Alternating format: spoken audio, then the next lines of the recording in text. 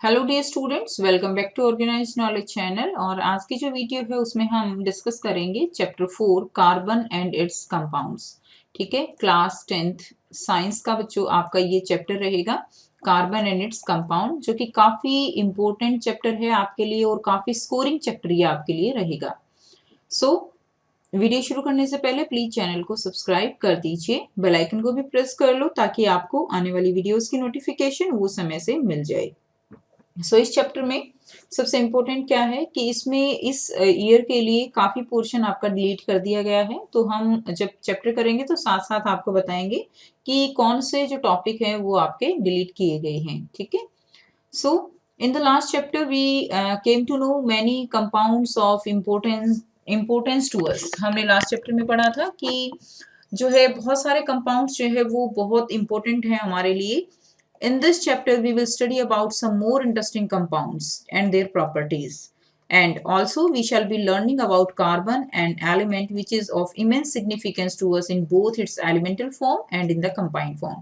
जो कार्बन है वो हमारे लिए बहुत इंपॉर्टेंट है, चाहे उसकी एलिमेंटल फॉर्म हो, ठीक है, या फिर उसकी आप कह सकते हो कंबाइंड फॉर्म हो। कंबाइंड फॉर्म लाइक जब वो जो कंपाउंड है वो बनाता है, लाइक कार्बन डाइऑक्साइड बनाता है, मीथेन गैस बनाता है, तो एलिमेंटल फॉर्म में भी, और जब ये कंपाउंड जो है बना लेता है कंबाइंड फॉर्म में भी, कार्बन हमारे लिए काफी काफी इंपॉर्टेंट है।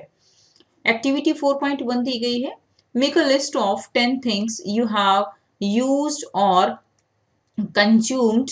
ठीक है, यू हैव यूज्ड और कंज्यूम्ड सिंस द मॉर्निंग। आपको 10 थिंग्स की लिस्ट बनानी है जो आप सुबह से कंज्यूम कर रहे हो। Compile this list with the list made by your classmate and then sort of the item into adjacent table. अपने फ्रेंड्स को भी बोलना है आपको लिस्ट बनाने के लिए, और जो भी आपने लिस्ट बनाई है उसको इस टेबल के अकॉर्डिंग उनको अरेंज करना है जो भी ऑब्जेक्ट आपने लिए हैं। If there are items which are made up of more than one material, put them into both relevant column of the table. अगर कोई ऐसा मटेरियल है, कोई ऐसा आइटम आपने लिया है जो कि एक से ज्यादा मटेरियल से मिलके बना हुआ है, तो आप उसको अदर्स की कैटेगरी में लिख सकते हो। सो आपने जो भी चीजें ली हैं, लाइक आप यूटेंसिल ले सकते हो। ठीक है, यूटेंसिल आपने लिया वो किसका रहेगा, वो मेटल का रहेगा। Things made up of glass और क्ले।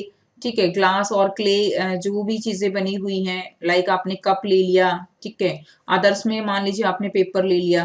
तो इस तरह से आपको ये जो कैटेगरी है, मेटल से कौन सी चीजें बनी हुई हैं जो भी आपने लिस्ट बनाई है, ग्लास या क्ले से कौन सी हैं, और अदर्स में जो है वो कौन सी हैं, तो वो चीजें आपको यहाँ पर लिखनी है।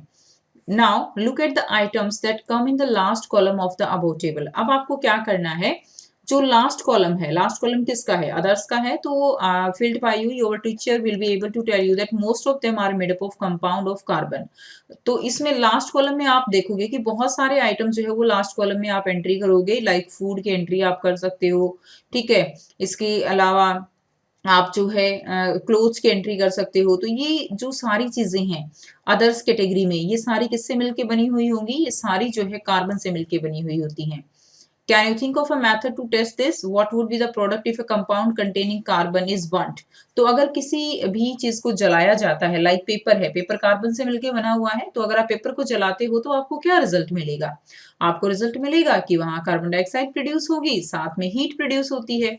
Do you know of any test to confirm this. ठीक है, तो इसके लिए हम टेस्ट भी लिख सकते हैं, लाइक कार्बन डाइऑक्साइड गैस अगर निकल रही है तो उसके लिए हम जो लाइम वाटर टेस्ट है वो हम इसके लिए कर सकते हैं। So food, clothes, medicines, books or many of the things that you listed are all based on this versatile element carbon. तो बहुत सारी चीजें, चाहे आप फूड की बात करो, क्लोथ्स, मेडिसिन, बुक्स, ये सारी चीजें जो हैं, ये सारी की सारी चीजें एक ही जो एलिमेंट है कार्बन उसके ऊपर बेस्ड है। In addition all living structure are carbon based, जो भी लिविंग स्ट्रक्चर है वो सारे कार्बन बेस्ड हैं। Amount of carbon present in the earth crust and in the atmosphere is quite meagre. The earth crust has only 0.02% carbon. Earth crust में कितना है, केवल 0.02% कार्बन है, in the form of minerals like carbonate, hydrogen carbonate, coal, petroleum, and the atmosphere has 0.03% of carbon dioxide.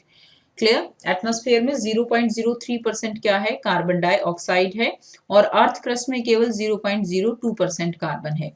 In spite of the small amount of carbon available in nature, the importance of carbon seems to be immense.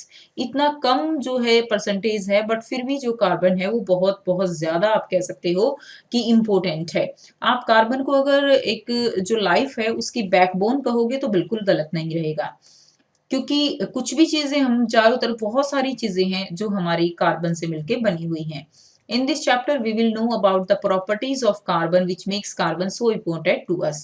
तो ये जो chapter है हमारा, इसमें हम carbon से related उसकी जितनी भी प्रॉपर्टीज हैं जो उसको इतना इम्पोर्टेंट, इतना वीआईपी बना देती हैं, वो सब हम इस वक्त जो वीडियो है इसमें इस चैप्टर में जो है वो सारी चीजें हम डिस्कस करेंगे।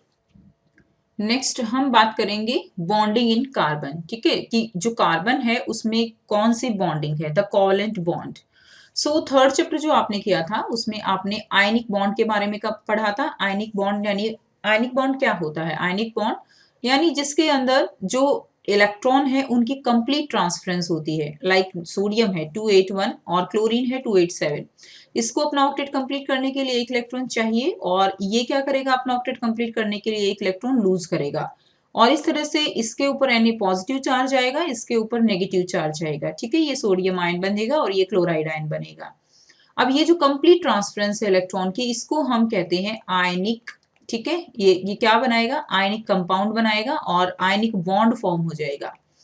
तो ये तो था आयनिक बॉन्ड के बारे में। अब कार्बन के केस में क्या होता है कि कार्बन जो है उसके पास 6 एटॉमिक नंबर होता है, 2 और 4। ठीक है, अब ये कंप्लीट ट्रांसफरेंस नहीं कर सकता, ना तो ये 4 ले सकता है और ना ही ये 4 दे सकता है। तो यहाँ पे क्या होगी, यहाँ पे शेयरिंग होती है। 4 इलेक्ट्रॉन्स की किसी दूसरे कंपाउंड्स के साथ क्या होती है, शेयरिंग होती है, और वो जो बॉन्ड बनता है उसको हम कोवेलेंट बॉन्ड कहते हैं। क्या कहेंगे, covalent bond. So, in the previous chapter, we have studied the properties of ionic compounds. We saw that ionic compounds have high melting and boiling points and conduct electricity in solution or in the molten state. जो ionic compounds हैं वो उनका melting boiling point high होता है, क्योंकि positive negative charge जो है उससे वो एक दूसरे से बंधे हुए होते हैं, और वो इलेक्ट्रिसिटी भी कंडक्ट करते हैं क्योंकि आयंस होते हैं सॉल्यूशन फॉर्म में या मोल्टन स्टेट में। सॉलिड स्टेट में वो इलेक्ट्रिसिटी कंडक्ट नहीं करते। We also saw how the nature of bonding in ionic compound explains these properties. Let's now study the properties of some सब कार्बन compounds. तो carbon compounds की कुछ properties को हम discuss करेंगे। Most carbon compounds are poor conductor of electricity as we have seen in chapter 2. तो mostly जो carbon compounds हैं वो क्या होते हैं, electricity में poor conductor होते हैं। So from the data given in table 4.1 on the boiling and melting point of carbon compounds, we find that these compounds have low melting and boiling point as compared to ionic compound. तो इनका अगर हम यहाँ से देखें, ठीक है, तो जो ये कंपाउंड्स हैं उनका मेल्टिंग एंड बॉइलिंग पॉइंट जो है वो क्या होता है, कम होता है अगर हम आयनिक कंपाउंड्स का कंपैरिजन करें तो। We can conclude that force of attraction between the molecule are not very strong. यानी जो कोवेलेंट कंपाउंड है, यानी जो कोवेलेंट बॉन्ड है वो बहुत ज्यादा स्ट्रॉन्ग नहीं होता है। फोर्स ऑफ अट्रैक्शन जो है मॉलिक्यूल के बीच में वो बहुत ज्यादा स्ट्रॉन्ग नहीं है।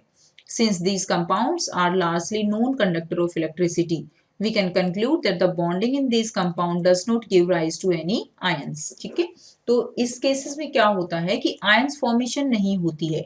कोवेलेंट कंपाउंड के केस में आयन फॉर्मेशन नहीं होती, आयंस नहीं बनते, तो ये इलेक्ट्रिसिटी के क्या होते हैं, ये इलेक्ट्रिसिटी के बैड कंडक्टर होते हैं।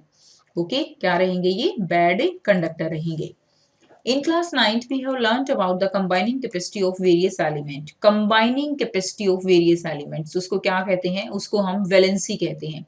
That is the valency, the combining capacity of various elements. And how it depend on the number of valence electron. आपने 9th में पढ़ा हुआ है, मान लीजिए कार्बन है 2 4, ये रहेगा इसका इलेक्ट्रॉनिक कॉन्फ़िगरेशन।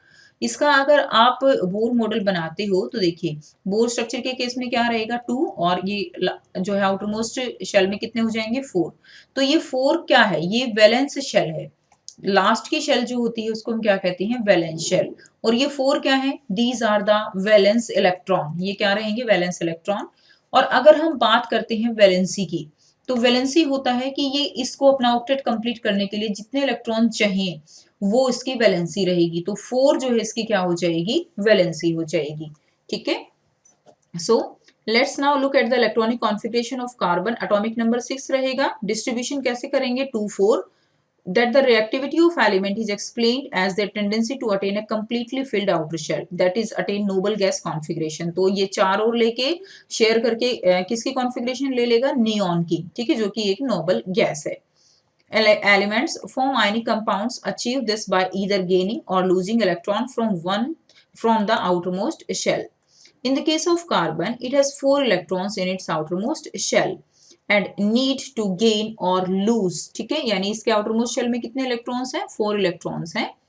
और इसको जो है अपने कंप्लीट ऑक्टेट करने के लिए देखिए 4 इलेक्ट्रॉन या तो ये क्या कर दे, लूज कर दे, या ये 4 इलेक्ट्रॉन गेन कर ले, ठीक है, इस तरह से या तो ये लूज कर दे या इसको 4 इलेक्ट्रॉन मिल जाए, तो ये अपनी नोबल गैस कॉन्फ़िगरेशन अटेन कर लेगा।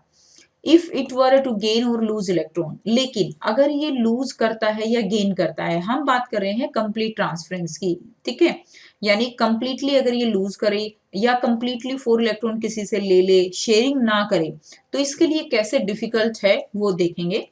It could gain 4 electron forming C4 negative ion. अगर ये C4 नेगेटिव आयन जो है ये 4 इलेक्ट्रॉन क्या करता है, ले लेता है, तो ये अनायन बन जाएगा, ठीक है। But it would be difficult for the nucleus with 6 proton to hold on to 10 electron, that is 4 extra electron। लेकिन अगर ये 4 ले लेता है तो इसके पास प्रोटॉन जो है वो कितने हैं, 6 है न्यूक्लियस में, और इसके पास इलेक्ट्रॉन जो है वो कितने हो जाएंगे, 10 हो जाएंगे। तो ये डिफिकल्ट रहेगा 10 इलेक्ट्रॉन्स को होल्ड करना, कितने प्रोटॉन के लिए, 6 प्रोटॉन्स के लिए। सेकेंड सिचुएशन हमारे पास क्या है, इट कुड लूज 4 इलेक्ट्रॉन। अगर ये 4 इलेक्ट्रॉन लूज कर देता है तो क्या बनेगा, C4 पॉजिटिव जो है कैटायन बन जाएगा, क्या बन जाएगा, cation. But it would require a large amount of energy to remove 4 electrons, leaving behind a carbon cation with 6 protons in its nucleus, holding on to just 2 electron। लेकिन ये भी इसके लिए जो है क्या रहेगा, बहुत मुश्किल रहेगा कि ये जो है क्या करे, 4 इलेक्ट्रॉन वो लूज कर दे, ठीक है। इसके लिए इसको जो है क्या होगा, लार्ज अमाउंट ऑफ एनर्जी की रिक्वायरमेंट रहेगी, क्लियर। तो ये भी क्या रहेगा, ये भी जो है पॉसिबल सिचुएशन नहीं होगी कि ये 4 इलेक्ट्रॉन जो है वो लूज कर दे और 4 प्लस कैटायन जो है वो बना ले, clear. So now carbon overcome this problem by sharing its valence electron with other atom of carbon or with other atom of other element. अब ये जो प्रॉब्लम है, यानी ना तो ये लूज कर सकता है ना ये गेन कर सकता है, तो इस प्रॉब्लम, लेकिन इसको अपना ऑक्टेट तो कंप्लीट करना है, तो इस प्रॉब्लम को कैसे ये सॉल्व करेगा, इस प्रॉब्लम को ये सॉल्व करता है by sharing of the electron, यानी जो वैलेंस इलेक्ट्रॉन्स हैं 4 उनको शेयर करके दूसरे एटम्स के साथ, मे बी वो कार्बन हो सकता है, मे बी वो ऑक्सीजन हो सकता है, मे बी वो सल्फर हो सकता है, मे बी वो हाइड्रोजन हो सकता है, अदर एटम, या अपने ही कार्बन के साथ जो है अपने ही साथ ये क्या करेगा, शेयर करेगा, और इस तरह से अपनी वैलेंसी जो है यहाँ से कंप्लीट कर लेता है। Not just carbon but many other atoms form molecule by sharing electron in this manner, ठीक है, केवल कार्बन ही नहीं बाकी जो एलिमेंट्स हैं वो भी क्या करते हैं, आपस में इलेक्ट्रॉन्स को शेयरिंग करते हैं। The shared electron belong to the outermost shell of both the atom and lead to both atom attaining the noble gas configuration। तो जो भी एलिमेंट हैं वो जो शेयर्ड इलेक्ट्रॉन हैं आउटरमोस्ट शेल में, ठीक है, उन्हीं से क्या करते हैं, एक तरह से नोबल गैस कॉन्फ़िगरेशन अटेन करते हैं। Before going on to compound of carbon, let's look at some simple molecule forming by the sharing of valence electron. कुछ एग्जांपल हम समझेंगे कि किस तरह से जो इलेक्ट्रॉन है वो शेयर होते हैं। सो यहाँ पे हम समझें, अगर कोवेलेंट बॉन्ड है, कोवेलेंट बॉन्ड, तो कोवेलेंट बॉन्ड जो है वो 3 टाइप्स का हम यहाँ पे पढ़ेंगे, ठीक है, कौन सा, एक तो होता है सिंगल, एक होता है यहाँ पे डबल कोवेलेंट बॉन्ड, और एक रहेगा ट्रिपल कोवेलेंट बॉन्ड, ठीक है। तो सिंगल अगर कोवेलेंट बॉन्ड की बात करें तो उसमें हम हाइड्रोजन का एग्जाम्पल पढ़ेंगे। हाइड्रोजन के केस में क्या होता है, देखिए हाइड्रोजन के केस में क्या होता है, आपके पास इलेक्ट्रॉन केवल एक होता है, ठीक है, 2 हाइड्रोजन आपके पास हैं, तो क्या होगा, इलेक्ट्रॉनिक कॉन्फ़िगरेशन ये अपनी नियरेस्ट नोबल गैस हीलियम को अटेन करेगा, क्योंकि हीलियम का एटॉमिक नंबर कितना होता है, यहाँ पर 2 होता है। तो हाइड्रोजन हमारे पास होंगे एक इलेक्ट्रॉन। अब ये क्या करेगा, ये हाइड्रोजन जो है इसके साथ क्या करेगा, इलेक्ट्रॉन्स को शेयर करेगा, और ये हाइड्रोजन इन वाले इलेक्ट्रॉन्स को क्या कर लेगा, शेयर कर लेगा। इस तरह से क्या हो जाएगा, ये इसके भी शेयरिंग के बाद इसके पास 2 इलेक्ट्रॉन हो जाएंगे और इसके पास भी 2 इलेक्ट्रॉन हो जाएंगे, यानी इनकी जो के शेल है वो कंप्लीट हो जाएगी। So we can depict this using by dots or cross to represent valence electron। तो इसको हम या ऐसे, या तो हम इसको ऐसे डॉट से भी डिपिक्ट कर सकते हैं, रिप्रेजेंट कर सकते हैं, या हम इसको क्रॉस से भी रिप्रेजेंट कर सकते हैं इलेक्ट्रॉन्स को। Now the shared pair of electron is said to constitute a single covalent bond between the two hydrogen atom। ठीक है, अब ये हाइड्रोजन हाइड्रोजन के बीच में क्या बन गया, एक एक इलेक्ट्रॉन की शेयरिंग हो गई है। इट मीन्स हम इसको क्या लिख सकते हैं, इस तरह से सिंगल लाइन से हम इसको रिप्रेजेंट कर सकते हैं और इसको हम कहते हैं सिंगल कोवेलेंट बॉन्ड। सो ये single covalent bond is also represented by a line between the two atoms. तो जो टू एटम्स हैं उनके बीच में एक लाइन से हम इसको रिप्रेजेंट कर सकते हैं। Now the atomic number of chlorine is 17. What would be the electronic configuration and its valency? Chlorine form a diatomic molecule Cl2. Can you draw the electron dot structure of this molecule? Note that only the valence shell electron need to be depicted। तो आप जो है chlorine का आपको represent करना है, तो यहाँ पे हम क्लोरीन का कर सकते हैं। एक क्लोरीन के पास देखिए, सबसे पहले हम इसका एटॉमिक नंबर कितना होता है, 17। कॉन्फ़िगरेशन लिखेंगे 287। तो हम केवल इसके जो वैलेंस इलेक्ट्रॉन है वही हमेशा रिप्रेजेंट करते हैं। तो देखिए 1 2 3 4 5 6 और एक ये हो जाएगा 7। इसी तरह 1 2 3 4 5 6 और ये हो जाएगा 7। अब 7 तो इसके अपने हैं, एक ही इसके साथ शेयरिंग कर लेगा, 8 हो जाएंगे। इसी तरह इस क्लोरीन के 7 तो अपने हैं और एक ही इसके साथ ऐसे शेयरिंग कर लेगा, ये हो जाएंगे। तो क्लोरीन से क्या बन गया, एटम से क्लोरीन मॉलिक्यूल बन गया, Cl2 मॉलिक्यूल, क्लोरीन गैस, जो कि एक डायटोमिक मॉलिक्यूल है। डाया का मतलब क्या होता है, जिसके अंदर 2 एटम्स प्रेजेंट हैं। ठीक है, ये एक डायटोमिक मॉलिक्यूल हो जाएगा और इस तरह से हम इसको रिप्रेजेंट कर सकते हैं। इसका मतलब क्या है, एक सिंगल कोवेलेंट बॉन्ड यानी सिंगल इलेक्ट्रॉन की शेयरिंग यहाँ पे हुई है। In the case of oxygen, अब हम ऑक्सीजन का केस स्टडी करेंगे। We see the formation of a double bond between 2 oxygen atom. 2 oxygen atom के बीच में डबल बॉन्ड जो है वो फॉर्म होगा। This is because an atom of oxygen has 6 electrons in its L shell. ठीक है, अभी हम समझेंगे। And it required 2 more electrons to complete this octet, and so the atom of oxygen share 2 electrons with another atom of oxygen to give rise to the structure. The 2 electrons contributed by each oxygen atom give rise to 2 shared pair of electrons. This is said to constitute a double bond between the 2 atoms. ठीक है, अब देखिए बहुत ही simple है students. Oxygen है, oxygen का atomic number कितना होता है, 8। कॉन्फ़िगरेशन लिखेंगे 26 हो जाएगी। यानी इस ऑक्सीजन को अपने 8 कंप्लीट करने के लिए कितने इलेक्ट्रॉन चाहिए, इसको चाहिए 2 इलेक्ट्रॉन। तो क्या होगा, हम वैलेंस जो है इसकी शेल बना लेते हैं। ये देखिए 1 2 3 4 5 6, हमने 6 बना लिए। अब आपस में ये कितना, इनकी कंबाइनिंग कैपेसिटी कितनी है, कंबाइनिंग कैपेसिटी है केवल 2 इलेक्ट्रॉन की। 2 इलेक्ट्रॉन ही तो चाहिए इसको अपना ऑक्टेट कंप्लीट करने के लिए। तो क्या करेगा, ये 6 तो इसके पास अपने हैं, 2 इसके साथ ये मिला लेगा, 8 हो जाएंगे। 6 इसके अपने हैं और 2 इसके साथ ये कर लेगा, तो क्या हो जाएगा, टोटल 8 हो जाएंगे। अब ऑक्सीजन ने कितने कितने इलेक्ट्रॉन शेयर किए हैं, 2 इलेक्ट्रॉन शेयर किए हैं ना, तो इसीलिए ऑक्सीजन के बीच में डबल बॉन्ड आ जाएगा। ध्यान रखेंगे जो एक लाइन है ना, इस एक लाइन का मतलब है शेयरिंग ऑफ 2 इलेक्ट्रॉन। तो 2 लाइन बन जाएगी क्योंकि शेयरिंग ऑफ जो है इधर से भी 2 हुए हैं, इधर से भी 2 हुए हैं। तो ये क्या बन जाएगा, O डबल बॉन्ड O, इसको हम बोलते हैं O डबल बॉन्ड O। तो ये डबल कोवेलेंट बॉन्ड हो गया। Okay, now can you now depict a molecule of water showing the nature of bonding between the 1 oxygen atom and 2 hydrogen atom। ठीक है, अब आपको किसका स्ट्रक्चर बनाना है, वाटर का बनाना है। Does the molecule have single bonds or double bond? आपको बताना है कि जो मॉलिक्यूल है वो उसमें सिंगल बॉन्ड रहेगा या डबल बॉन्ड रहेगा। H2O इसका केस करेंगे। तो सबसे पहले ऑक्सीजन का एटॉमिक नंबर कितना होता है, ऑक्सीजन का एटॉमिक नंबर 8 होगा। कॉन्फ़िगरेशन बनाओगे 26 हो जाएगी। हाइड्रोजन एटॉमिक नंबर 1 होता है, कॉन्फ़िगरेशन भी इसकी क्या रहेगी, 1 ही यहाँ पर रहने वाली है, के शेल केवल। ठीक है, अब क्या करेंगे, इसके ऑक्सीजन के हम वैलेंस इलेक्ट्रॉन बनाएंगे 1 2 3 4 5 एंड 6। और अगर हम हाइड्रोजन का बनाएं तो हाइड्रोजन का क्या रहेगा, हाइड्रोजन का केवल 1 रहेगा। सो यहाँ पर हमारे पास 2 हाइड्रोजन है एंड 1 ऑक्सीजन है। सिंपल करने के लिए आप क्या कीजिए, सबसे पहले कुछ इस तरह से बना लीजिए कि ये कुछ इस तरह से बनेगा, ठीक है। तो अब क्या करेंगे, हम एक हाइड्रोजन हमने ले लिया, हाइड्रोजन का ये इलेक्ट्रॉन हो जाएगा, इसी तरह एक हाइड्रोजन, इसका ये इलेक्ट्रॉन। अब जो ऑक्सीजन है उसको अपने 8 कंप्लीट करने हैं, तो ऑक्सीजन जो है क्या करेगा, 6 तो इसके अपने हैं, एक इस हाइड्रोजन के साथ शेयरिंग कर लेगा और एक इस हाइड्रोजन के साथ, ठीक है, एक एक इलेक्ट्रॉन की शेयरिंग कर लेगा। इसी तरह हाइड्रोजन एक तो इसका अपना है और एक इसके साथ शेयर कर लेगा। इसी तरह ये वाला हाइड्रोजन एक इसका अपना है और एक इसके साथ शेयरिंग कर लेगा, ठीक है। तो ये इस तरह से बन जाएगा। तो अब इसमें किस टाइप के बॉन्ड्स हैं बता सकते हो आप। बॉन्ड्स जो है देखिए ये क्या बनेगा, ये सिंगल कोवलेंट बॉन्ड है और ये भी सिंगल कोवलेंट बॉन्ड है, ठीक है। बाकी इसके जो इलेक्ट्रॉन है वो तो इसके पास अपने हैं ही 6 इलेक्ट्रॉन, ठीक है। तो इसमें बॉन्ड्स जो है वो कौन से रहेंगे, बॉन्ड्स इसके अंदर रहेंगे सिंगल कोवलेंट बॉन्ड। आपसे पूछा गया है, आपको लिखना है कि किस टाइप के बॉन्ड्स हैं, तो सिंगल कोवलेंट बॉन्ड्स इसके अंदर रहेंगे। What would happen in the case of diatomic molecule of nitrogen? अब हम बात करते हैं नाइट्रोजन का डायटोमिक मॉलिक्यूल। नाइट्रोजन का एटॉमिक नंबर कितना होता है, 7। इसके इलेक्ट्रॉनिक कॉन्फ़िगरेशन लिखेंगे और समझेंगे कि इसको कितने इलेक्ट्रॉन चाहिए कंप्लीट करने के लिए। तो देखिए नाइट्रोजन के केस में हमारे पास जो है एटॉमिक नंबर होता है इसका 7 और इसकी जो कॉन्फ़िगरेशन हम बनाएंगे तो इसकी कॉन्फ़िगरेशन 2 5 रहेगी। तो 5 इसके वैलेंस इलेक्ट्रॉन है।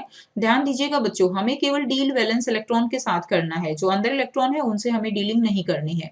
तो 1 2 3 4 5, ठीक है। अब इसको कंप्लीट करने के लिए कितनी चाहिए, यानी इसकी यहाँ पे कंबाइनिंग कैपेसिटी कितनी है, 3 की कंबाइनिंग कैपेसिटी है, यानी 3 इलेक्ट्रॉन के साथ ये शेयरिंग करेगा।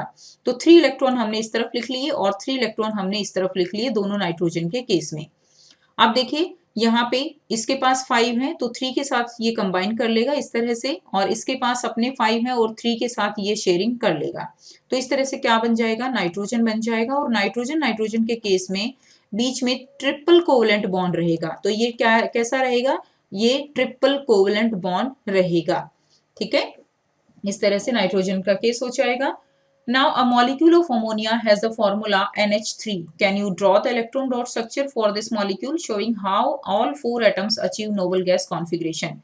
Will they have single, double or triple bond? तो अब आपको इसमें बताना है अमोनिया के केस में, ठीक है। तो अमोनिया का केस जो है वो देखिए कैसे हो जाएगा। सेकंड हम करेंगे यहाँ पे अमोनिया, बहुत सिंपल है। नाइट्रोजन की कॉन्फ़िगरेशन लिख लीजिए, क्या बनेगी 2 5 बनेगी। हाइड्रोजन की क्या रहेगी 1 रहेगी, ठीक है। इसी तरह से अब देखिए हम पहले मैंने आपको बताया सिंपल, आप इस तरह से लिख लीजिए कि नाइट्रोजन के साथ 3 हाइड्रोजन इस तरह से रहेंगे। तो हम क्या करेंगे, हम जो है इस तरह से 3 इलेक्ट्रॉन जो है ऐसे इसके अंदर बना देंगे और 2 हमारे ऐसे रहेंगे। 5 हो गए इसके, टोटल वैलेंस इलेक्ट्रॉन हमारे पास कितने हैं 5 हैं। अब हाइड्रोजन के केस में एक हमने यहाँ बना दिया, एक हमने यहाँ बना दिया और एक हम यहाँ बना देंगे।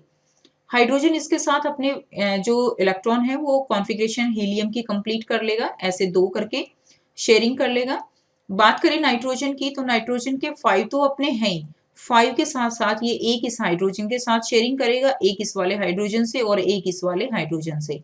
इस तरह से जो है यहाँ पर क्या हो जाएंगी, इनकी जो नोबल गैस कॉन्फ़िगरेशन है वो अटेन हो जाएंगी, नाइट्रोजन की भी और हाइड्रोजन की भी। तो ये इलेक्ट्रॉन डॉट स्ट्रक्चर रहेगा किसका, अमोनिया का, ठीक है। ये क्या है स्टूडेंट्स, ये जो है अमोनिया है।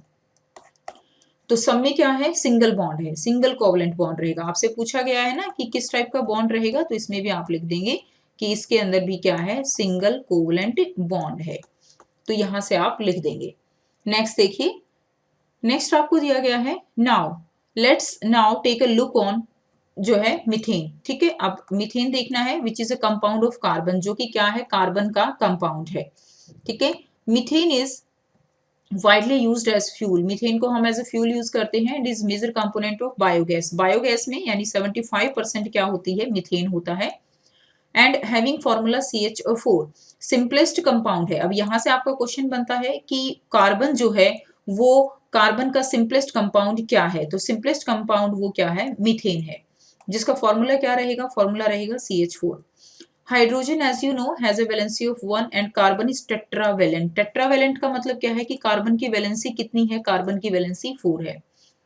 Now, because it has 4 valence electron, in order to achieve noble gas configuration, carbon share these electrons with 4 atom of hydrogen as shown in figure 4.5। तो एक कार्बन कितने हाइड्रोजन के साथ जो है कंबाइंड करेगा, एक कार्बन 4 के साथ करेगा, 4 हाइड्रोजन के साथ। And such bond which are formed by the sharing of an electron pair. तो ये जो है ऐसे बॉन्ड जो कि कैसे फॉर्म होते हैं, bye the sharing of electron, ठीक है। इलेक्ट्रॉन पेयर की शेयरिंग टू एटम्स के बीच में जब होती है उसको हम कहते हैं कोवलेंट बॉन्ड। क्या कहेंगे? Covalent bond. And these molecule are seen to have strong bond within the molecule but intermolecular forces are weak. इसका क्या मतलब है? इसका मतलब है कि जो कार्बन और हाइड्रोजन के बीच में जो बॉन्ड है वो बॉन्ड तो क्या रहेगा, कार्बन हाइड्रोजन का बॉन्ड वो स्ट्रॉन्ग रहेगा, लेकिन अगर हम CH4 एक मॉलिक्यूल और दूसरे CH4 मॉलिक्यूल के बीच की बात करें तो ये बॉन्ड जो होगा ये वीक होगा। ध्यान दीजिए बच्चों, ये वाला बॉन्ड तो जो है क्या है, स्ट्रॉन्ग है, ठीक है, लेकिन इंटरमोलिकुलर फोर्सेस टू जो मीथेन के मॉलिक्यूल हैं उनके बीच का जो फोर्सेस है वो कैसा होता है, वो वीक फोर्स होता है। और इसी कारण जो मेल्टिंग एंड बॉइलिंग पॉइंट है इन कंपाउंड्स का वो कैसा रहता है, they have low melting and boiling point, ठीक है।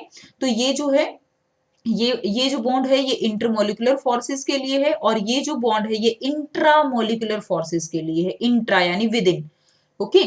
तो इसके लिए जो मेल्टिंग पॉइंट है, बॉइलिंग पॉइंट है, वो क्या होता है, कम होता है। Now since the electrons are shared between atoms and no charge particle are formed.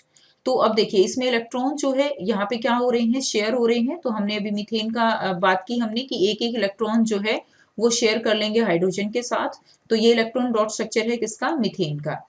And such compounds are generally poor conductor of electricity. अब इसमें कोई भी इलेक्ट्रॉन फ्री नहीं होता है, सारे के सारे इलेक्ट्रॉन शेयर हो जाते हैं, इसलिए ये क्या होते हैं, ये जनरली पुअर कंडक्टर होते हैं किसके, इलेक्ट्रिसिटी के, ठीक है। अगर आयंस नहीं होते हैं तो ये क्या क्या नहीं कर पाते, इलेक्ट्रिसिटी कंडक्ट नहीं कर पाते क्योंकि इसमें फ्री आयंस नहीं होते हैं, ओके, नो फ्री आयंस, जिसके कारण ये पुअर कंडक्टर होते हैं इलेक्ट्रिसिटी के। नेक्स्ट टॉपिक है एलोट्रॉप्स ऑफ कार्बन। तो सबसे फर्स्ट जो क्वेश्चन है कि एलोट्रॉप्स होती क्या हैं।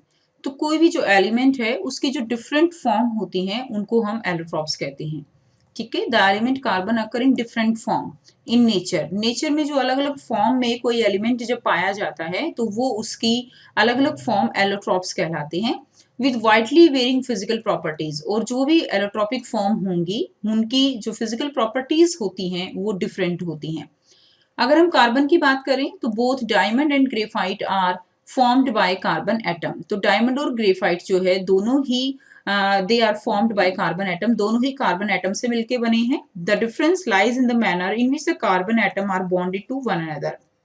जो दोनों के बीच में डिफरेंस है वो कहाँ पर लाई करता है, वो लाई करता है कि उनके अंदर जो बॉन्डिंग है, ठीक है, जो उनके अंदर बॉन्डिंग है वो किस तरह से जो है यहाँ पर अरेंज है, जो कार्बन एटम्स हैं वो किस फॉर्म में अरेंज हैं, उसमें उनकी जो प्रॉपर्टीज हैं वो डिफर कर जाती हैं उसकी वजह से।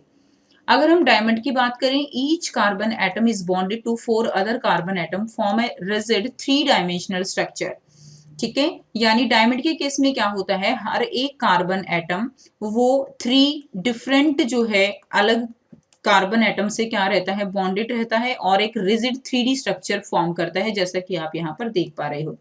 यानी इसके अंदर कोई भी इलेक्ट्रॉन फ्री नहीं रहता। आपको पता है कार्बन के केस में क्या होता है कि 4 जो है वैलेंस इलेक्ट्रॉन होते हैं, तो चारों के चारों वैलेंस इलेक्ट्रॉन इस तरह से बॉन्डेड हो जाते हैं। अगर आप ये कार्बन एटम देखो तो देखो 1 2 3 4 बॉन्ड है यहाँ पे, तो कोई भी इलेक्ट्रॉन यहाँ पर फ्री नहीं है। In graphite, each carbon atom is bonded to 3 other carbon atom in the same plane, giving a hexagonal array. अब ग्रेफाइट की अगर हम बात करें तो ग्रेफाइट के केस में देखिए, जो ग्रेफाइट सबसे पहले जो होता है, जैसे आपकी पेंसिल का सिक्का है, ठीक है ना, वो ग्रेफाइट है, इलेक्ट्रोड बनती है ग्रेफाइट की। अब जो ग्रेफाइट है उसका स्ट्रक्चर कैसे होता है कि ग्रेफाइट में हर एक कार्बन एटम कुछ इस तरह से ज्वाइन होता है और एक हेक्सागोनल जो रिंग है वो इस तरह से फॉर्म कर लेते हैं, ठीक है। और ये हेक्सागोनल रिंग अलग अलग लेयर में होती है, जैसे ये फर्स्ट लेयर हो गई, ये सेकंड लेयर हो गई, इसकी इसी तरह एक और लेयर हो जाएगी, थर्ड लेयर हो सकती है।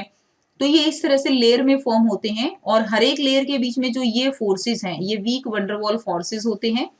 और यहाँ पर अगर आप ध्यान से देखेंगे कि जो हर एक कार्बन एटम है, मान लीजिए कि आप जो है इस वाले एटम को ले लीजिए, तो 1, 2 और 3 बॉन्ड से ये क्या होता है, बॉन्डेड रहता है दूसरे कार्बन के साथ।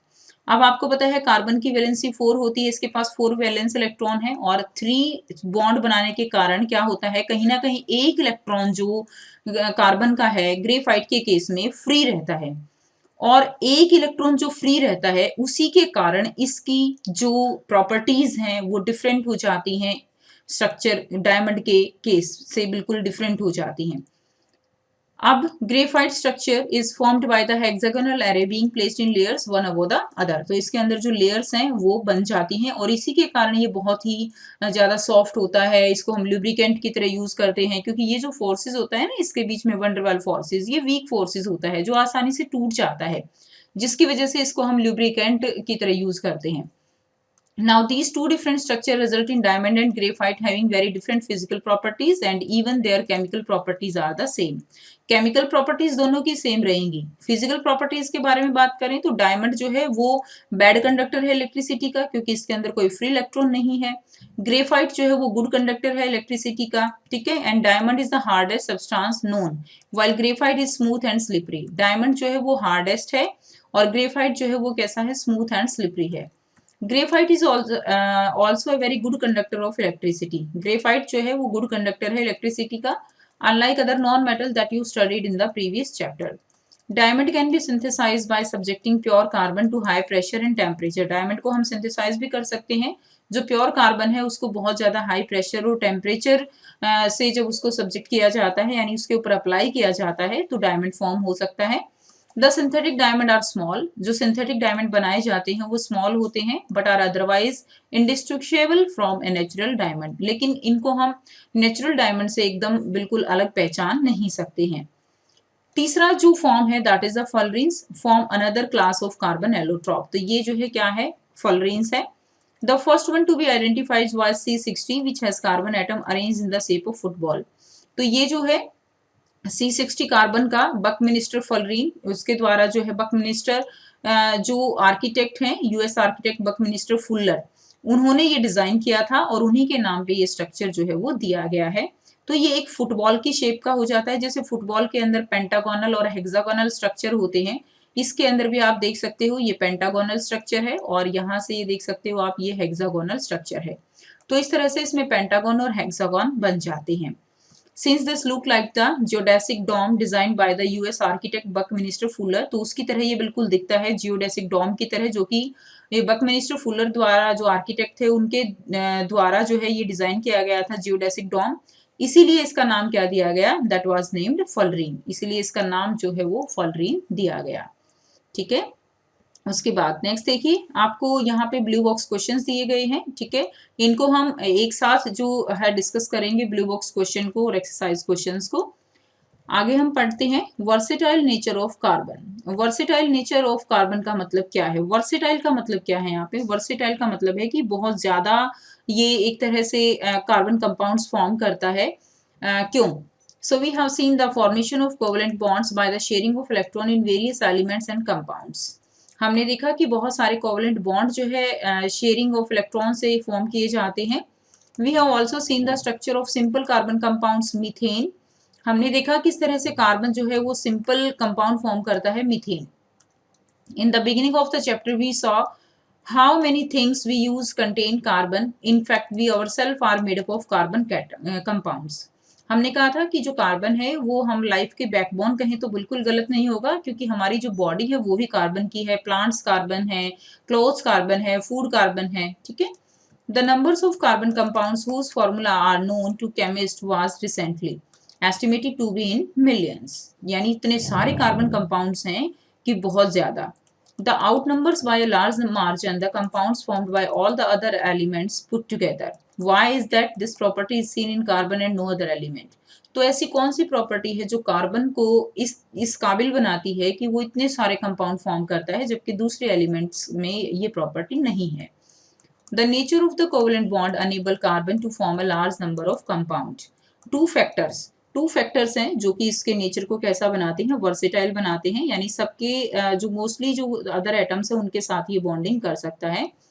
फर्स्ट जो प्रॉपर्टी है that is the catenation property. ठीक है, फर्स्ट प्रॉपर्टी क्या रहेगी? कैटिनेशन। कैटिनेशन का मतलब क्या होता है? कैटिनेशन का मतलब है self linking property. Self linking यानी अपने आप से जुड़ना।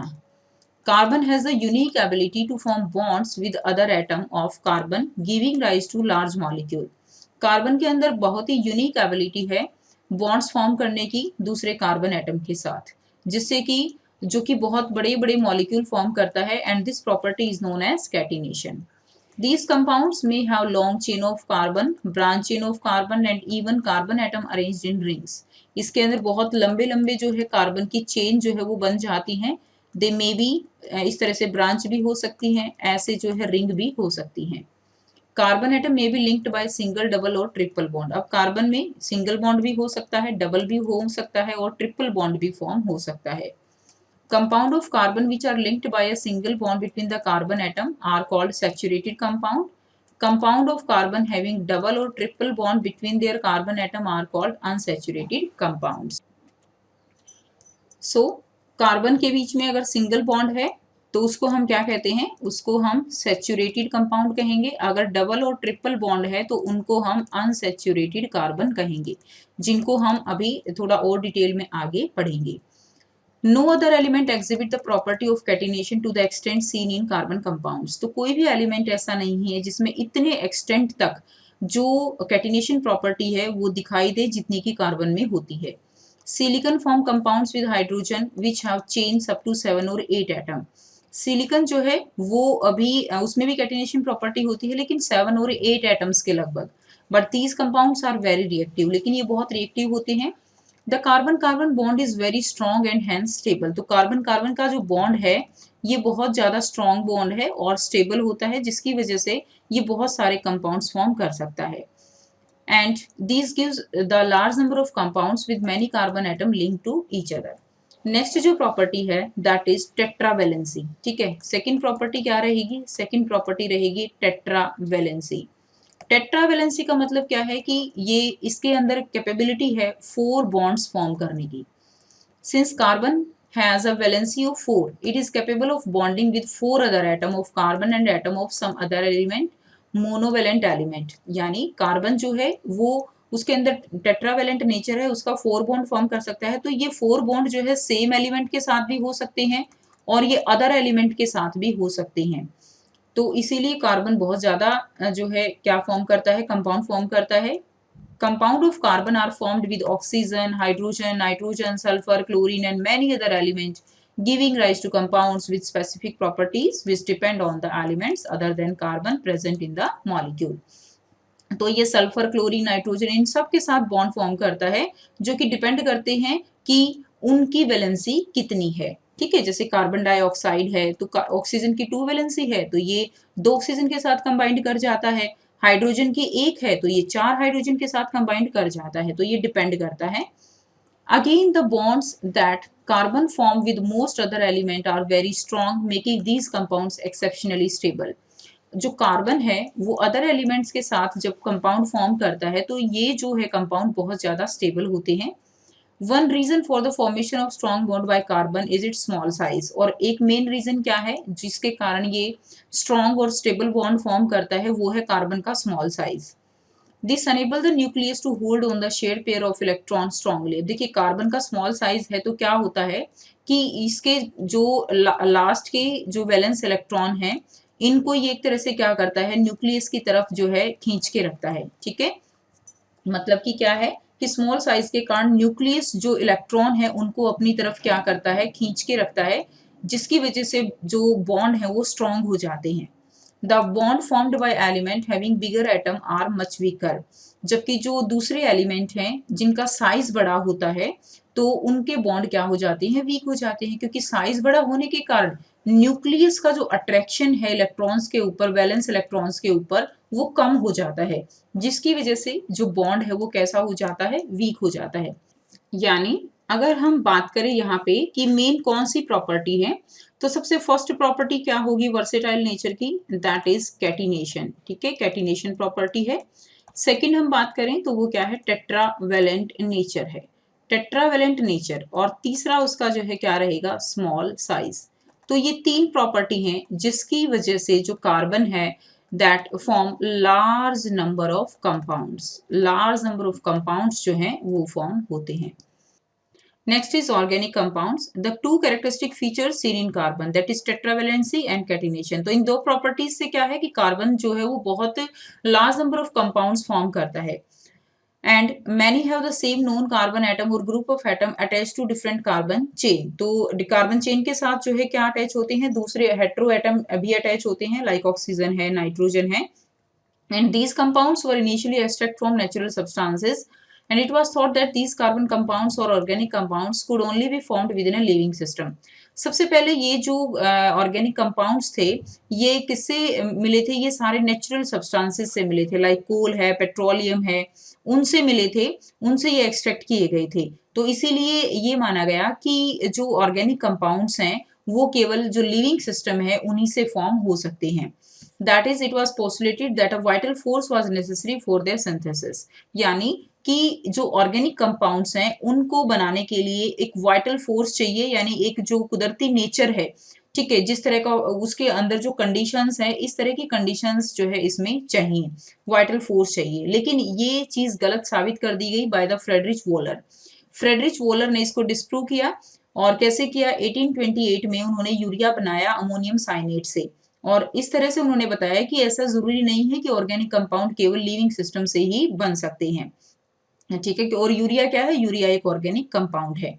But carbon compound except for carbide, oxide of carbon like carbon dioxide है, कार्बन मोनोऑक्साइड है, carbonate like Na2CO3, sodium carbonate है, हाइड्रोजन कार्बोनेट लाइक NaHCO3 है, ठीक है। Salts continue to be studied under organic chemistry, यानी ये जो है कार्बाइड्स हैं, ऑक्साइड्स ऑफ कार्बन है, कार्बोनेट है, हाइड्रोजन कार्बोनेट है, इन सबको छोड़ के बाकी जितने भी कार्बन कंपाउंड्स है उन सबको किसके अंडर स्टडी किया जाएगा, उन सबको ऑर्गेनिक केमिस्ट्री के अंडर जो है वो स्टडी किया जाएगा। ऐसा जो है यानी इनको छोड़ के जो भी जितने कार्बन कंपाउंड्स होंगे उनको क्या कहा जाएगा, उनको ऑर्गेनिक कंपाउंड कहा जाएगा, ठीक है। नेक्स्ट टॉपिक हम डिस्कस करेंगे that is saturated and unsaturated carbon compounds, ठीक है। We have already seen the structure of methane, हमने मीथेन का स्ट्रक्चर देखा। हमने मीथेन के स्ट्रक्चर में क्या देखा कि कार्बन के साथ 4 हाइड्रोजन जो है वो बॉन्डेड है। Another compound formed between carbon hydrogen is ethane. दूसरा कंपाउंड अगर हम बात करें तो जो हम देख पा रहे हैं दैट इज इथेन, जिसका फॉर्मूला रहेगा C2H6, ठीक है। In order to arrive at the structure of simple carbon compound, at first step is to link the carbon atom together with a single bond and then use hydrogen atom. यानी जब भी हम इस तरह का कोई स्ट्रक्चर बनाते हैं तो हम क्या करते हैं, कार्बन कार्बन एटम को हम बॉन्डेड करते हैं और बाकी जो उसकी वैलेंसी है उसको हम हाइड्रोजन लगा के कंप्लीट कर देते हैं। तो ये हमारा स्टेप फर्स्ट रहेगा और ये हमारा स्टेप सेकंड रहेगा। इलेक्ट्रॉन डॉट स्ट्रक्चर बनाने से पहले हम ऐसे कर सकते हैं, ठीक है। Now can you draw the structure of propane which has the molecular formula C3H8? क्या आप प्रोपेन का स्ट्रक्चर जो है वो ड्रॉ कर सकते हो? तो प्रोपेन का कैसे करेंगे, हम 3 कार्बन को हम इस तरह से बॉन्ड कर देंगे, ठीक है। उसके बाद बाकी जो वैलेंसी है उसको हम हाइड्रोजन बॉन्ड लगा के क्या करेंगे, उसको हम सेटिस्फाई कर देंगे इस तरह से। यानी आपके पास यहाँ पे C3 और कितने हो गए, 3 और 3 6 और 2 8, यानी C3H8 जो है वो फॉर्मूला किसका हो जाएगा, प्रोपेन का फॉर्मूला रहेगा। Now such carbon compounds are called saturated carbon compounds and these compounds are normally not very reactive. ध्यान देने वाली बात है, जिन एटम्स के बीच में जिन जो कंपाउंड्स है उसमें जो कार्बन है, कार्बन कार्बन के बीच में अगर सिंगल बॉन्ड है तो उनको हम क्या कहेंगे, उनको हम सैचुरेटेड कंपाउंड कहेंगे, जो कि बहुत ज्यादा रिएक्टिव नहीं होते हैं, ठीक है। However, another compound of carbon and hydrogen has the formula C2H4 is called ethene. दूसरा अगर हम एक फॉर्मूले की बात करें जिसका नाम है इथीन C2H4, ठीक है। अब इसके अंदर क्या होगा, अगर हम इसका स्ट्रक्चर ड्रॉ करते हैं इथीन का तो कैसे होगा, कार्बन कार्बन ऐसे बनाएंगे। हमारे पास फॉर्मूला क्या है, C2H4 है, तो 4 के केस में 2 हाइड्रोजन इसके साथ लगे, 2 हाइड्रोजन इसके साथ लगे। अब यहाँ पे इस कार्बन की वैलेंसी और इस कार्बन की वैलेंसी सेटिस्फाई नहीं हो रही तो कार्बन कार्बन के बीच में हम डबल बॉन्ड लगाते हैं और यहाँ पे जो दो कार्बन के बीच में डबल बॉन्ड लगता है, ये जो कंपाउंड है इसको हम क्या कहेंगे, दिस इज अनसैचुरेटेड कंपाउंड। ठीक है, क्या कहेंगे, अनसैचुरेटेड। जिसके बीच में डबल बॉन्ड होगा वो अनसैचुरेटेड रहेगा।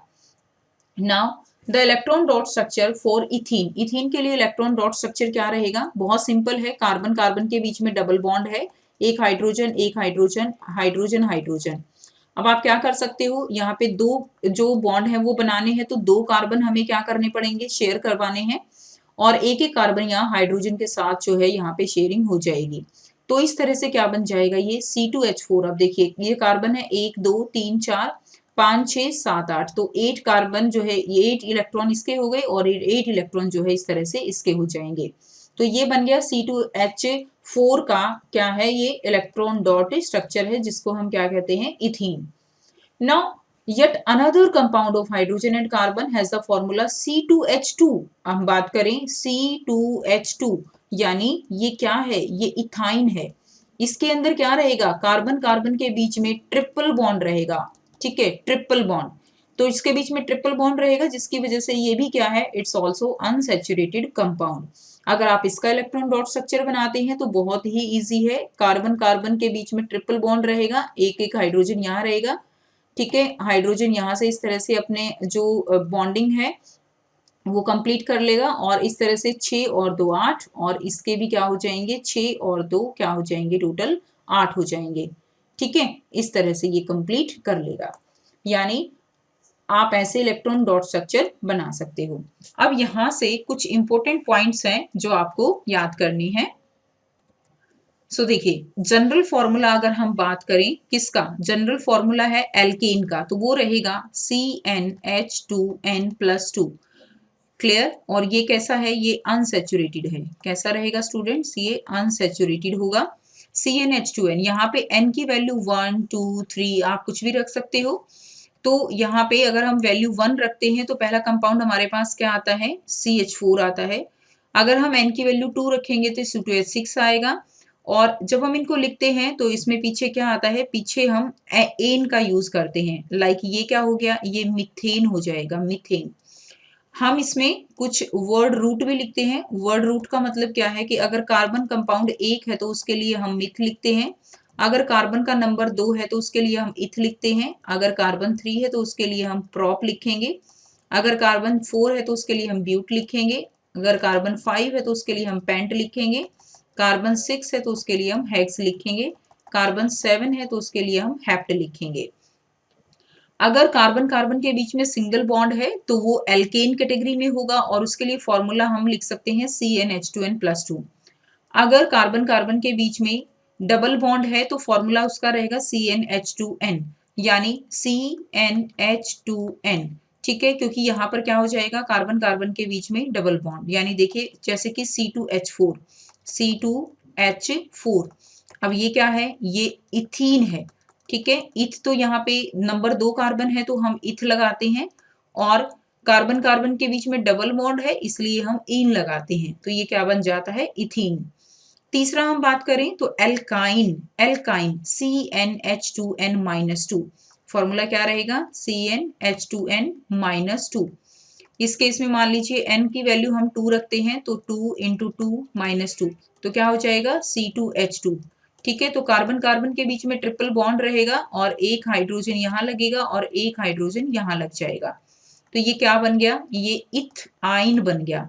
इथ तो मतलब 2 कार्बन है, और आइन मतलब कार्बन कार्बन के बीच में क्या है, ट्रिपल बॉन्ड है। ठीक है, तो यहां से आपसे क्वेश्चन पूछा जाता है कि एल्केन के केस में फर्स्ट मेंबर क्या होगा, तो एल्केन के केस में फर्स्ट मेंबर मीथेन रहेगा। एल्कीन के केस में फर्स्ट मेंबर इथीन रहेगा। ध्यान दीजिएगा, एल्कीन और एल्काइन के केस में कार्बन नंबर 2 से चेन जो है वो शुरू हो जाती है, जबकि एल्केन के केस में एक ही कार्बन से जो है यहाँ पे कंपाउंड बन जाता है। तो एल्केन के केस में फर्स्ट मेंबर जो रहेगा मीथेन रहेगा, जबकि एल्कीन और एल्काइन के केस में इथीन और इथाइन रहेगा। ठीक है, तो यहाँ से आपको ये चीज जो है वो क्लियर करनी है। नेक्स्ट हमें दिया गया है चेन, ब्रांचेस एंड रिंग्स के बारे में। हमने पढ़ा कि कार्बन जो है वो बहुत सारे कंपाउंड फॉर्म करता है, तो वो चेन्स भी फॉर्म कर सकता है like this simple type of chain, वो ब्रांचेस भी फॉर्म कर सकता है like this type of branches, और वो रिंग्स भी फॉर्म कर सकता है। Now in the earlier section we mentioned that carbon compounds methane, ethane, propane, ठीक है, they have carbon atom। जैसे मीथेन में एक कार्बन होगा, इथेन में 2, प्रोपेन में 3 कार्बन एटम रहेंगे। सो इस तरह से जो है हम इनके क्या लिख सकते हैं, स्ट्रक्चर बना सकते हैं। लाइक मीथेन का है तो CH4 है तो एक कार्बन के साथ 4 हाइड्रोजन, इथेन का है तो 2 कार्बन हमने लिखे और फिर 3 हमने हाइड्रोजन लगा दिए। प्रोपेन है तो C3H8 रहेगा। अब देखिए ब्यूटेन है, मान लीजिए आपको जो है ब्यूटेन का फॉर्मूला लिखना है तो बहुत आसान है, ब्यूटेन है तो CnH2n+2 का फॉर्मूला लगाएंगे। ब्यूट का मतलब है n की वैल्यू 4 तो C4H2 इंटू 4+2 कितना हो जाएगा, C4 4 2 जा 8 और 2 10 तो C4H10 जो है वो ब्यूटेन का फॉर्मूला रहेगा। स्ट्रक्चर जब आप ड्रॉ करोगे तो 4 कार्बन और उनके साथ बाकी क्या लग जाएंगी, हाइड्रोजन लग जाएंगी। इसी तरह नेक्स्ट आप कर सकते हो, देखिए नेक्स्ट पेंटेन है C5H10, ठीक है, C5 पेंटेन C5H12 पेंटेन का रहेगा और C6H14 जो है वो किसका रहेगा, हेक्सेन का फॉर्मूला रहेगा। Now but let's take another look at butane. अब हम ब्यूटेन को जो है एक बार फिर से देखते हैं। If you make the carbon skeleton with 4 carbon atom we see that 2 different possible skeleton are. अब इसके अंदर देखिए ब्यूटेन के केस में हम कार्बन का जो स्केलेटन है वो ऐसे भी बना सकते हैं और कार्बन का स्केलेटन हमारा ब्रांच भी बन सकता है। फिलिंग द रिमेनिंग वैलेंसीज अगर हम हाइड्रोजन से पूरी करें तो इसका फॉर्मूला भी C4H10 है और इसका फॉर्मूला भी हमारे पास क्या है, C4H10 है, ठीक है। इट मीन्स क्या है कि दोनों का फॉर्मूला C4H10 है, यानी ये दोनों ही जो है आइडेंटिकल मॉलिक्यूलर फॉर्मूला इनका है लेकिन स्ट्रक्चर वो डिफरेंट है, ये स्ट्रक्चर डिफरेंट है और ये स्ट्रक्चर डिफरेंट है। तो इस तरह के जो कंपाउंड होते हैं जिनका मॉलिक्यूलर फॉर्मूला सेम होता है लेकिन उनका जो स्ट्रक्चर है वो डिफरेंट है, उनको हम कहते हैं स्ट्रक्चरल आइसोमर्स। क्या कहेंगे, स्ट्रक्चरल आइसोमर्स कहेंगे। क्लियर, तो ये जो है क्या हो जाएंगे, एक दूसरे के structural isomers. In addition to straight and branch chain compounds have carbon atom arranged in the form of ring। इसके अलावा कार्बन एटम जो है वो रिंग की फॉर्म में भी अरेंज हो जाते हैं। For example like cyclohexane has the formula C6H12। अब देखिए साइक्लोहेक्सेन है तो इसके अंदर क्या होगा, अब ये साइक्लो जो वर्ड लग गया, साइक्लो का मतलब क्या होता है, साइक्लो का मतलब होता है ring like structure, ring structure, ठीक है। तो साइक्लो और हेक्स का मतलब क्या है 6, एन का मतलब क्या है कार्बन कार्बन के बीच में सिंगल बॉन्ड। तो इस तरह से क्या बन जाएगा, ये फॉर्मूला जो है ये कंपाउंड बन जाएगा जैसे आपको यहाँ पे दिखाया गया है। अब इसके अंदर अगर आपको नंबर ऑफ बॉन्ड काउंट करने हैं तो कैसे करेंगे, तो देखिए 1 2 3 4 5 6 7 8 9 10 11 12 13 14 15 16 17 18 टोटल नंबर ऑफ बॉन्ड कितने हैं, कोवेलेंट बॉन्ड इसके अंदर टोटल है 18। तो इस तरह से भी क्वेश्चन आपसे पूछा जाता है कि कितने नंबर ऑफ बॉन्ड्स इसके अंदर रहेंगे, तो टोटल नंबर ऑफ बॉन्ड्स कितने हैं, 18 है। और देखिए इसमें हमने जो अभी स्ट्रक्चरल आइसोमर का केस पढ़ा है उसमें आप पेंटेन के स्ट्रक्चरल आइसोमर्स भी करेंगे जो कि काफी इंपॉर्टेंट हैं, ठीक है। पेंटेन में इस तरह से 5 का भी एक स्ट्रक्चर बन सकता है, ऐसे 3 और ये भी बन सकता है और एक ऐसे भी बन सकता है, ठीक है, ये वाला। तो बाकी वैलेंसीज जो है वो हम हाइड्रोजन लगा के कंप्लीट कर देंगे, तो ये 3 आइसोमर पेंटेन के बन सकते हैं। Now can you draw the electron dot structure for cyclohexane. तो क्या आप अब साइक्लोहेक्सेन के लिए इलेक्ट्रॉन डॉट स्ट्रक्चर ड्रॉ कर सकते हो, बिल्कुल हम कर सकते हैं। जहां जहां पे एक एक लाइन है वहां वहां पे हम एक एक इलेक्ट्रॉन जो है वो शेयर ऐसे करवा देंगे, ठीक है। Straight chain, branch chain, cyclic chain compound all में बी सैचुरेटेड और अनसैचुरेटेड। तो तीनों ही जो है सैचुरेटेड भी हो सकते हैं और अनसैचुरेटेड भी। जैसे कि हम बेंजीन का अगर हम एग्जांपल समझें तो बेंजीन के केस में क्या है, बेंजीन का फॉर्मूला होता है C6H6 और इसके अंदर जो कंपाउंड है उसका स्ट्रक्चर कैसे रहेगा, 6 कार्बन रहेंगे और कार्बन, हर एक कार्बन कार्बन के बीच में अल्टरनेट पे क्या रहेगा, एक डबल बॉन्ड रहेगा। इसको हम क्या कहेंगे, इसको हम बेंजीन कहेंगे। So all these carbon compounds which contain only carbon and hydrogen are called hydrocarbons। तो हाइड्रोकार्बन किसको कहेंगे, all the carbon compounds, ठीक है, जिसके अंदर only हाइड्रोजन और क्या रहेगा, हाइड्रोजन एंड कार्बन होंगे, उनको हम हाइड्रोकार्बन कहते हैं। अब इसके अंदर जो सैचुरेटेड हैं उनको हम एल्केन्स कहेंगे, जो अनसैचुरेटेड हैं उनको हम जो है क्या कहेंगे, अगर डबल बॉन्ड है तो एल्कीन्स कहेंगे, और अगर ट्रिपल बॉन्ड है तो उनको हम क्या कहेंगे, उनको हम एल्काइंस कहेंगे। यहीं से हमारा जो है ये कंक्लूजन निकलता है। नेक्स्ट टॉपिक है will you be my friend, क्या तुम मेरे फ्रेंड बनोगे। तो देखिए कार्बन जो है वो केवल अपने साथ ही बॉन्ड नहीं बनाता बल्कि जो अदर एटम है उनके साथ भी बॉन्ड बनाता है। Carbon seems to be very friendly element. ठीक है, so far we have been looking at compounds containing carbon and hydrogen only, but carbon also form bonds with other element like halogen. Like halogen क्या है, chlorine, fluorine, bromine. Oxygen के साथ bond बनाता है, nitrogen के साथ बना सकता है, सल्फर के साथ बना सकता है। So in a hydrocarbon chain one or more hydrogen atom can be replaced by these elements. ठीक है, तो कोई भी जो हाइड्रोकार्बन की चेन है उसके अंदर क्या हो सकता है, हाइड्रोजन को रिप्लेस करके कोई भी ग्रुप जो है वो लग सकता है। So the valency of carbon remain satisfied, तो कार्बन की जो वैलेंसी है वो क्या रहती है, सेटिस्फाई रहती है, लेकिन अदर एटम जो है इसके साथ बॉन्डिंग कर लेता है। In such compounds the element replacing hydrogen is refer to as hetero atom. इस केस में जो अदर एलिमेंट है उसको हम क्या कहते हैं, उसको हम हेट्रो एटम कहेंगे। क्या कहेंगे, hetero atom. So these heteroatoms are also present in some groups as given in table 4.3। तो ये जो हेट्रोएटम्स हैं ये जो है कुछ ग्रुप्स में प्रेजेंट होते हैं, and these heteroatoms and the group containing these confer specific properties to the compound regardless of the length and nature। देखिए होता क्या है कि ये जो फंक्शनल ग्रुप हैं ये फिर जो कंपाउंड है उसकी प्रॉपर्टी को डिसाइड करते हैं। यानी जिस भी हाइड्रोकार्बन में ये जो ग्रुप हैं, चाहे वो क्लोरीन ब्रोमीन ग्रुप है या OH कौन सा ग्रुप होता है, एल्कोहल ग्रुप, एल्डिहाइड ग्रुप है C डबल बॉन्ड OH, ठीक है, जिसको हम इस तरह से CHO भी लिख सकते हैं। ठीक है, इसी तरह कीटोन यानी CO ग्रुप हो सकता है, कार्बोक्सिलिक एसिड यानी COOH ग्रुप हो सकता है। तो इनको मेनली जो पेरेंट चेन है उसके अंदर ये ऐड हो जाते हैं और उस कंपाउंड की प्रॉपर्टी को डिसाइड करते हैं। मैटर ही नहीं करता कि वो कार्बन चेन जो है 3 कार्बन की है, 2 कार्बन की है या 1 कार्बन की है। सो ये जो अदर एटम है इनको हम क्या कहते हैं, इनको हम ऐसे फंक्शनल ग्रुप कहते हैं। सो free valency or valencies of the group are shown by the single line. The functional group is attached to the carbon chain through this valency by replacing one or more hydrogen atom. तो इसमें क्या करते हैं, जो other atom है ये hydrogen को क्या कर देते हैं, उसकी जगह से रिप्लेस करते हैं और खुद जाके वहां पर अटैच हो जाते हैं और कार्बन की जो वैलेंसी है उसको सेटिस्फाई रखते हैं। तो ऐसे जो ग्रुप हैं उनको हम क्या कहते हैं, उनको हम फंक्शनल ग्रुप कहेंगे। और फंक्शनल ग्रुप जैसे ही अटैच हो जाता है वो अपना फंक्शन करता है, यानी अपने अकॉर्डिंग उस कंपाउंड की प्रॉपर्टीज को डिसाइड करता है। जैसे कि ये सिंपल हमारे पास एक कार्बन कंपाउंड है, मान लीजिए C2H6 है।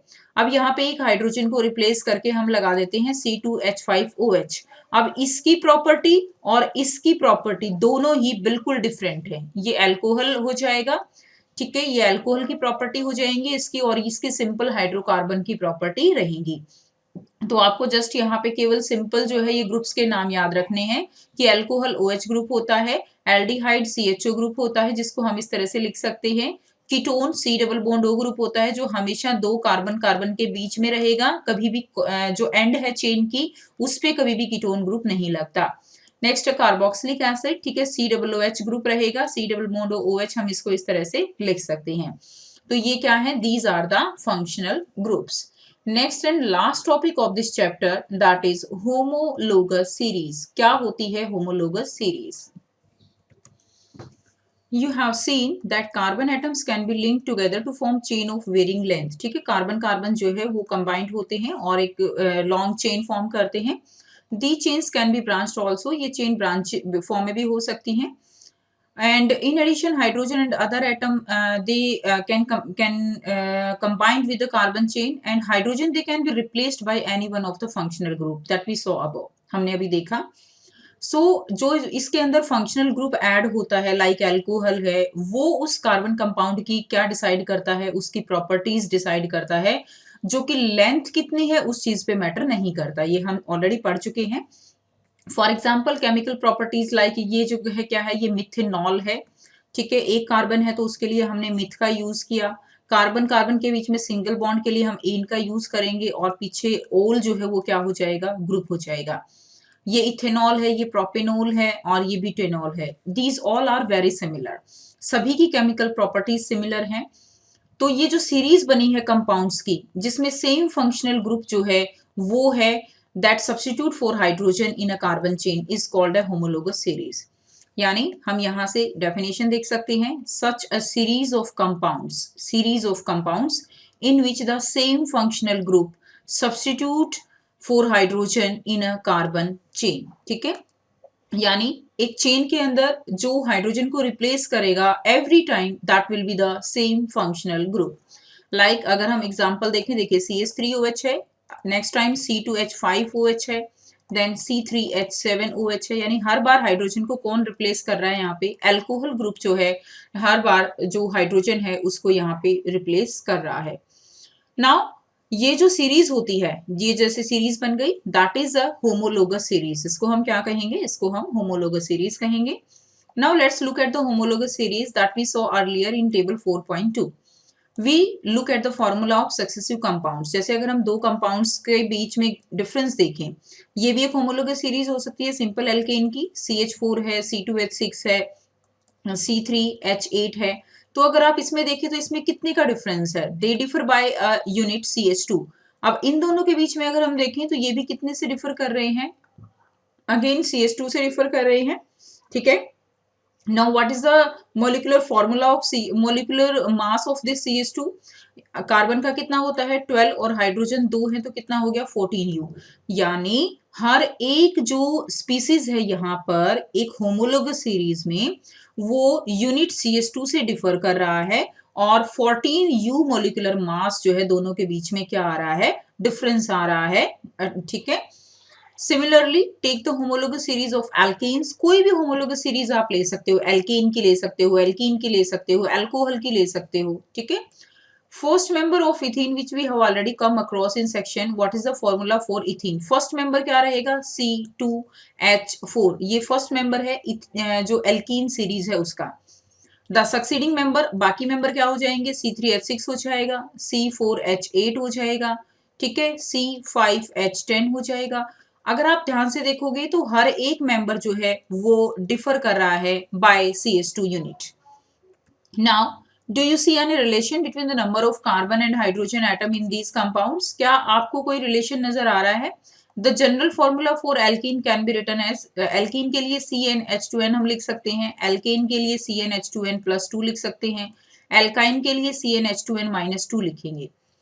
And as the molecular mass increase, जैसे जैसे एक होमोलोगस सीरीज में मोलिकुलर मास जो है वो इंक्रीज होता है, लाइक C2H2 है, C3H यहाँ पे क्या हो जाएगा 4, C4H6, ये एल्काइन की जो है होमोलोगस सीरीज है।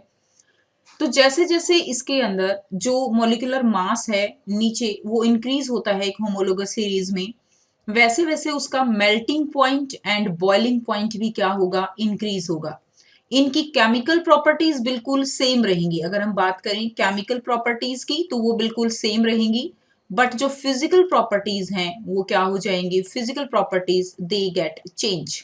Physical properties such as solubility in a particular solvent also show a similar gradation, but the chemical properties they can be determined by only and only the functional group. ठीक है, तो एक homologous series में chemical properties same रहेंगी but physical properties वो जैसे जैसे molecular mass increase होता है उसके अकॉर्डिंग चेंज हो जाएंगी। नाउ एक्टिविटी दी गई है 4.2, calculate the difference in the formula and molecular mass 4। तो फॉर्मूला एंड मोलिकुलर मास जो है वो आपको बताना है। दैट इज, देखिए CH3OH है तो ये क्या हो जाएगा, that is methanol. And C2H5 क्या हो जाएगा, C2H5OH, ये क्या हो जाएगा, दैट इज इथेनॉल। और इन दोनों के बीच में ये तो हो गया फॉर्मूला। अगर हम इसका जनरल फॉर्मूला देखें तो इसके अंदर जो है n की वैल्यू क्या है 1 है और इसके अंदर n की वैल्यू जो है वो क्या है 2 है। दोनों में अगर हम डिफरेंस की बात करें तो डिफरेंस रहेगा CH2 यूनिट का, ठीक है। और जो मोलिकुलर मास है वो 14U का डिफरेंस रहेगा। सेम इसी तरह अगर हम देखें तो C2H5OH, C3H7OH, C2H5OH और C3H7OH, तो इनमें भी दोनों में कितने का डिफरेंस रहा, CH2 का और 14U का। इसी तरह इसमें भी जो है CH2 का डिफरेंस और जो है वही 14U का डिफरेंस रहेगा। Is there any similarity in these three, तो सिमिलरिटी क्या है कि जो बेसिक फॉर्मूला है हमारा वो सेम रहेगा, केमिकल प्रॉपर्टीज सेम रहेंगी। Now arrange these alcohol in order of increasing carbon atom to get a family. Can we call this family a homologous series? तो अरेंज कर सकते हैं, बिल्कुल अरेंज कर सकते हैं हम। ऐसे लिख सकते हो CH3OH, उसके बाद C2H5OH लिख सकते हो, उसके बाद C3H7OH एंड देन C4H9OH। तो ये क्या है, ये होमोलोगस सीरीज है because the difference between the species that is CH2 unit. ठीक है। Now generate the homologous series for compounds containing up to 4 carbon for other functional group given in table 3. तो कोई भी functional group दूसरे से भी आप homologous series बना सकते हो। like आप alkane से बना सकते हो, C2H6 जो है CH4 से बना सकते हो, CH4 C2H6 दूसरा हो जाएगा, C3H8 हो जाएगा, C4H10 हो जाएगा। ये क्या है, ये भी एक homologous series है। तो इस तरह से बना सकते हो, एल्कीन की बना सकते हो, एल्काइन की बना सकते हो, कोई भी आप बना सकते हो।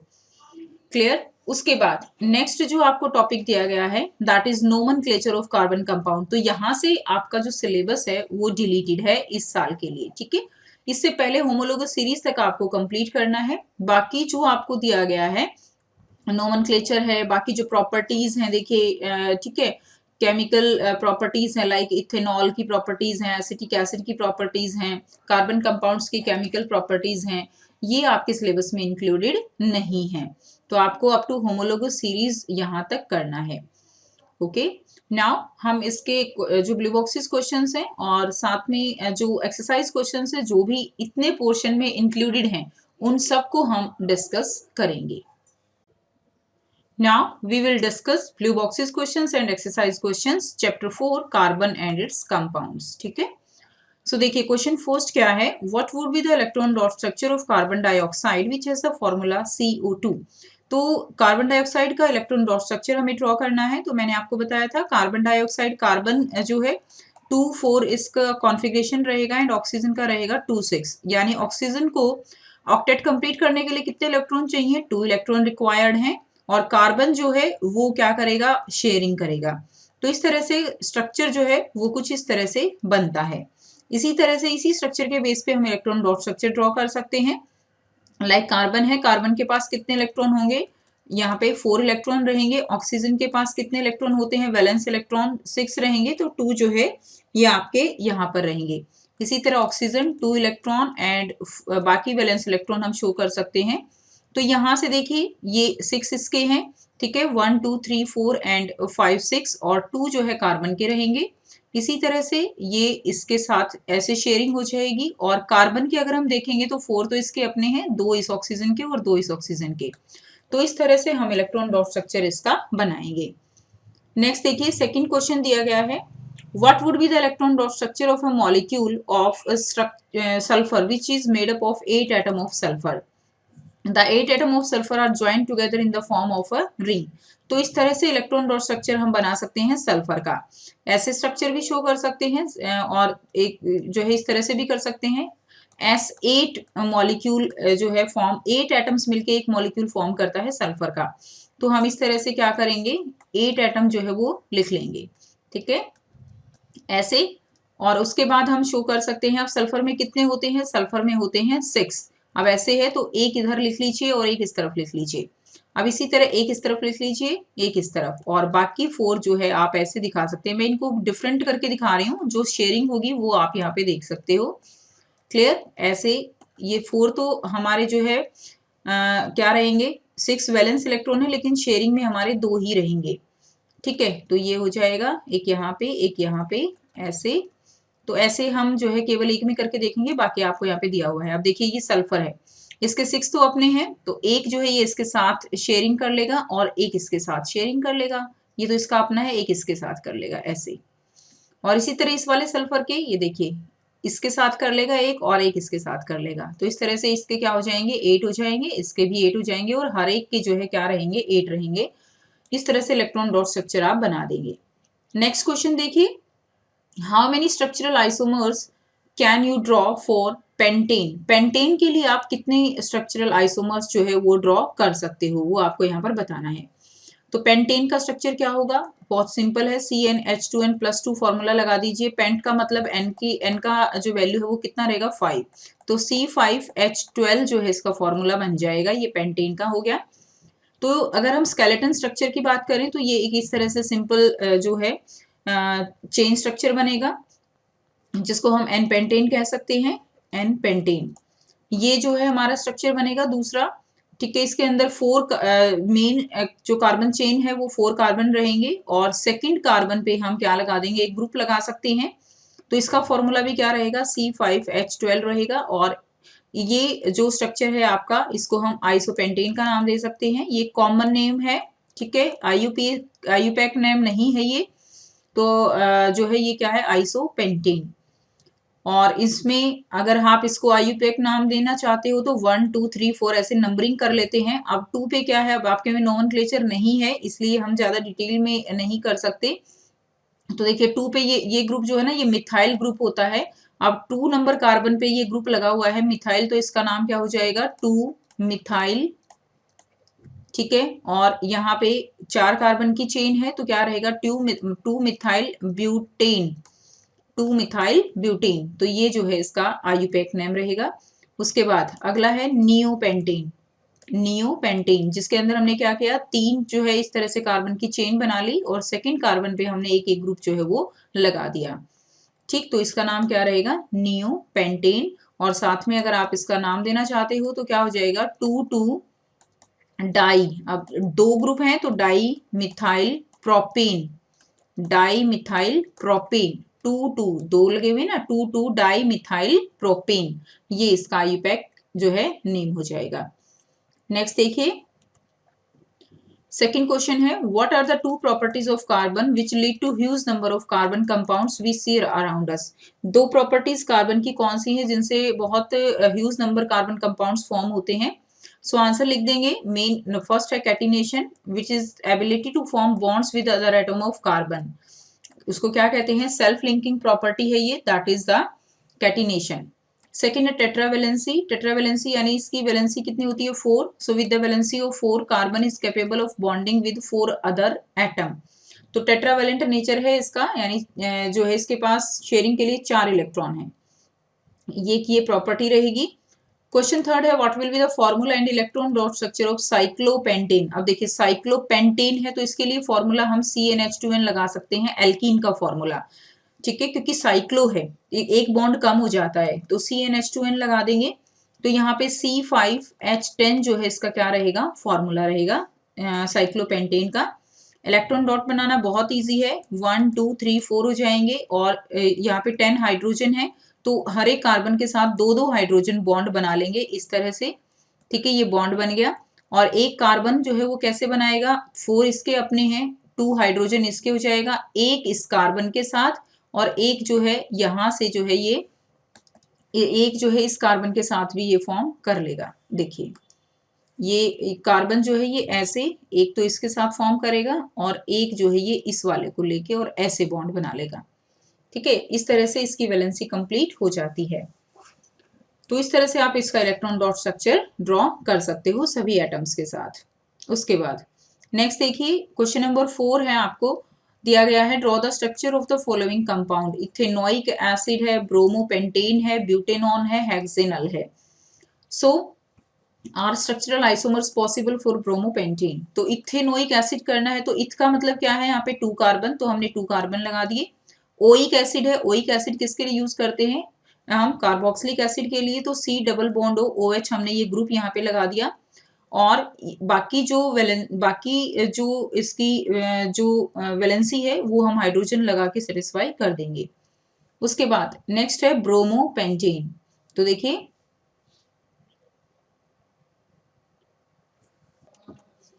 ब्रोमोपेंटेन, तो there are many structural isomers possible for bromopentane. कैसे, ये है ब्रोमोपेंटेन, पेंट का मतलब 5 कार्बन, 3 4 5, उसके साथ हमने क्या लगा दिया, ब्रोमीन ग्रुप लग गया, तो ये बन गया ब्रोमोपेंटेन। अब इसमें जो ब्रोमोपेंटेन है उसमें देखिए हमने यहाँ पे फर्स्ट कार्बन पे ब्रोमीन लगाया, एक आइसोमर ये हो सकता है। अब हमने ब्रोमीन को यहाँ पे सेकंड जो कार्बन है उसके साथ लगा दिया, तो यहाँ पे 2 ब्रोमोपेंटेन बन जाएगा। अगली बार हमने थर्ड कार्बन पे 1 2 3 थर्ड कार्बन पे हमने ब्रोमीन लगा दिया, तो 3 ब्रोमोपेंटेन बन जाएगा। ठीक है, तो इस तरह से ये 3 स्ट्रक्चरल आइसोमर्स इसके फॉर्म हो सकते हैं। ठीक है, इसके अलावा चेन को डिफर करके ब्रांच बना के भी हम इसके जो आइसोमर्स हैं वो फॉर्म कर सकते हैं। उसके बाद है दैट इज ब्यूटेनॉन। ब्यूटेनॉन में ये देखिए ये कीटोन ग्रुप है, C डबल बॉन्ड हो, जो मैंने बताया था आपको कि ये कभी भी कार्बन चेन के एंड में नहीं लगता, हमेशा 2 कार्बन के इन बिटवीन लगता है। तो यहाँ पे सिंपल ब्यूटेनॉन दिया गया है, तो यहाँ पे हम सेकंड जो पोजीशन है उसको हम कीटेनॉन का नाम दे देंगे। ठीक है, तो इस तरह से आप इसको बना सकते हो। नेक्स्ट देखिए, नेक्स्ट आपको दिया गया है 1 2 3 4 5 6 यानी हेक्सेनल। क्या है ये, हेक्सेनल। हेक्स का मतलब 6 कार्बन, तो हमने ये 6 कार्बन लगा लिए। और अल है, ये इसका मतलब क्या है, ये एल्डिहाइड ग्रुप है, जिसको हम कुछ इस तरह से लिख सकते हैं, या हम इसको ऐसे कंबाइंड फॉर्म में CHO भी लिख सकते हैं। तो लास्ट में हमने इसको ग्रुप को लगाया है, फर्स्ट कार्बन को ही हमें इनको प्रेफर करना होता है। नेक्स्ट देखिए, why do ionic compounds have high melting point. Ionic compounds का मेल्टिंग पॉइंट हाई होता है, क्यों? Ionic compounds have strong electrostatic force of attraction between the ions. Ionic compounds में जो आयंस हैं उनके बीच में strong electrostatic force of attraction होता है, therefore it requires a lot of energy to overcome these forces. इसलिए क्या होता है कि बहुत ज्यादा एनर्जी की नीड होती है इन फोर्सेस को ब्रेक करने के लिए। That's why ionic compound have high melting point. इसलिए जो आयनिक कंपाउंड है उनका मेल्टिंग पॉइंट कैसा होता है, हाई होता है। नेक्स्ट क्वेश्चन जो आपका दिया गया है, ये अभी आपके सिलेबस में ये जो क्वेश्चंस हैं ये नहीं है। ठीक है, ये क्वेश्चन आपके सिलेबस में नहीं है, जो आपको नहीं कवर करने हैं। नेक्स्ट क्वेश्चन भी आपके सिलेबस में नहीं है, उसके बाद ये भी आपके सिलेबस में नहीं है। नेक्स्ट देखिए, ये भी क्वेश्चन स्टूडेंट्स आपके सिलेबस में नहीं है। सोप एंड डिटर्जेंट वाला पोर्शन भी आपका जो है डिलीटेड है। एंड उसके बाद यहाँ से आपके एक्सरसाइज क्वेश्चन शुरू हो जाते हैं। दीज यहाँ से आपके एक्सरसाइज क्वेश्चन है। तो फर्स्ट क्वेश्चन क्या है एक्सरसाइज का, ethane with the molecular formula C2H6 has. तो कितने नंबर ऑफ कोवेलेंट बॉन्ड होंगे C2H6 में। तो देखिए यहाँ पे मैं आपको समझा देती हूँ, इस तरह से आप बना सकते हो ना इसको, इसके साथ 3 हाइड्रोजन, तो 3 and 3 6 हो गए, और इनके बीच में एक बॉन्ड होगा तो 7। तो कितने कोवेलेंट बॉन्ड हो गए, 7 कोवेलेंट बॉन्ड हो गए। उसके बाद सेकेंड क्वेश्चन देखिए, butanone is a 4 carbon compound with the functional group. अब देखिए ब्यूटेनोन है, ओन लगा हुआ है, तो ये क्या है, कीटोन ग्रुप हो जाएगा। तो इसको थोड़ी सी पहचान करनी है आपको। अब कार्बोक्सिलिक एसिड है, तो ये जो है इसमें क्या है, कार्बोक्सिलिक एसिड है। फंक्शनल ग्रुप इसमें ओइक एसिड हो जाएगा, कार्बोक्सिलिक एसिड हो जाएगा। उसके बाद देखिए एल्डिहाइड है, एल्डिहाइड के लिए क्या हो जाएगा, CHO, इसके लिए हो जाएगा COOH। अल्कोहल के लिए होता है OH, और कीटोन के लिए होता है C double bond O। Next देखिए, नेक्स्ट क्वेश्चन आपको जो दिया गया है, ये क्वेश्चन आपके सिलेबस में नहीं है। Next, explain the nature of covalent bond using the bond formation in CH3Cl। तो CH3Cl में जो है आपको बताना है बॉन्ड फॉर्मेशन कैसे रहेगा। तो बहुत सिंपल है, कार्बन 2 4 हो जाएगा, और इसमें क्या हो जाएगा आपका CH3Cl। तो जो कार्बन है उसका एक एक इलेक्ट्रॉन किस किस से शेयर हो जाएगा, एक तो हाइड्रोजन से शेयर हो जाएगा, यहाँ इधर भी हाइड्रोजन से, ये भी हाइड्रोजन से, और एक जो इलेक्ट्रॉन है वो कौन शेयर करेगा, क्लोरीन शेयर करेगा। क्लोरीन में कितने होते हैं, क्लोरीन में देखिए क्लोरीन के अगर आप कॉन्फ़िगरेशन लिखते हैं तो 2 8 7, तो एक ही चाहिए इसको। 7 इसके क्या है, वैलेंस इलेक्ट्रॉन है, 2 2 4 5 6 और एक ही 7। तो ये इसके साथ बॉन्ड बना लेगा, 8 हो जाएंगे। हाइड्रोजन के यहाँ से 2, यहाँ से 2 और यहाँ से 2। ठीक है, और कार्बन के देखिए 1 1 2 3 4 5 6 7 8, कार्बन के इस तरह से पूरे 8 हो जाएंगे। आंसर आपको दिया गया है। नेक्स्ट देखिए, draw the electron dot structure. तो इलेक्ट्रॉन डॉट में देखिए आप इथेनोइक एसिड का भी नहीं करेंगे, H2S का जो है आप कर लेंगे, प्रोपेनॉन का भी, क्योंकि ये जो फंक्शनल ग्रुप है ये आपके सिलेबस में नहीं है। आप चाहो तो कर सकते हो। H2S का बहुत सिंपल है, सल्फर के पास 6 इलेक्ट्रॉन है तो एक एक के साथ ये शेयर कर लेगा, H2S बन जाएगा। F2 का भी बहुत ईजी है, जैसे हमने क्लोरीन का बनाया था वैसे ही Cl2 का है। फ्लोरीन है ना, तो फ्लोरीन का लिख सकते हो आप, 7 होता है, 9 होता है, तो 2 7 हो जाएगा। तो 1 2 3 4 5 6 और 7, 1 2 3 4 5 6 और 7, तो ये ऐसे इसके साथ 8 पूरे कर लेगा और ये इसके साथ जो है 8 कंप्लीट कर लेगा। इस तरह से फ्लोरीन बन जाएगा। उसके बाद है what is a homologous series, explain with example. Important question है बहुत। ए होमोलोगस सीरीज क्या है, कार्बन कंपाउंड्स की एक चेन है that have different number of carbon atom but contain the same functional group. Carbon number जो कार्बन एटम है वो डिफरेंट रहेंगे लेकिन फंक्शनल ग्रुप सेम रहेगा। For example methane, ethane, propane, butane, तो देखिए फंक्शनल ग्रुप सेम है ना, सब में एन है, और हर एक जो कंपाउंड होगा वो CH2 से क्या करेगा, डिफर करेगा। ठीक है, तो ये एक जनरल फॉर्मूला है इस सीरीज का, CnH2n+2। इसमें it can be notice that there is a difference of CH2 unit between each successive compound. हर एक सक्सेसिव कंपाउंड के बीच में CH2 का डिफरेंस रहेगा, यानी 14U का जो है यहाँ पे डिफरेंस जो है वो रहेगा। नेक्स्ट देखिए, क्वेश्चन नंबर 7 आपके सिलेबस में नहीं है। उसके बाद नेक्स्ट देखिए, क्वेश्चन नंबर 8 भी आपके सिलेबस में नहीं है। ठीक है, उसके बाद नेक्स्ट देखिए, क्वेश्चन नंबर 9 जो है वो भी सिलेबस में आपका नहीं है। एंड क्वेश्चन नंबर 10 भी नहीं है स्टूडेंट्स, 11 भी नहीं है, एंड 12 भी नहीं है, 13 भी नहीं है, क्वेश्चन नंबर 14 15 भी नहीं है। ठीक है, तो बस केवल हमने जो अभी क्वेश्चन डिस्कस किए हैं होमोलोगस सीरीज तक, यहाँ तक आपको जो क्वेश्चन है वो करने हैं, ये यही वाले तक। ठीक है, 6 तक क्वेश्चन, और बीच में भी मैंने आपको बताया है कौन से सिलेबस में इंक्लूडेड है और कौन से नहीं है। सो ये था आपका complete chapter 4 carbon and its compound. उम्मीद करती हूँ सभी स्टूडेंट्स को ये चैप्टर बहुत अच्छे से समझ आया है, और अगर फिर भी कोई क्वेरी है तो आप जो है पूछ सकते हो कमेंट सेक्शन में कमेंट करके, और उसका रिप्लाई आपको ज़रूर दिया जाएगा, कोई भी डाउट है। इसके अलावा चैप्टर 5 आपका पीरियोडिक क्लासिफिकेशन ऑफ एलिमेंट्स बहुत ही अच्छे तरीके से कवर किया गया है, उसका लिंक आपको प्लेलिस्ट में मिल जाएगा। प्लेलिस्ट का लिंक होगा जिसमें आपको सारे जो चैप्टर्स हैं डिटेल के साथ आपको मिलेंगे, वहां पर विजिट कर आप बहुत अच्छे से चैप्टर्स को कवर कर सकते हो। ठीक है, सो वीडियो अच्छी लगी तो वीडियो को जरूर से लाइक कीजिए, चैनल को सब्सक्राइब कीजिए अगर आपने नहीं किया है इसी तरह के और चैप्टर्स के लिए, एंड ऑल्सो सपोर्ट कीजिए। So thanks for watching, have a nice day.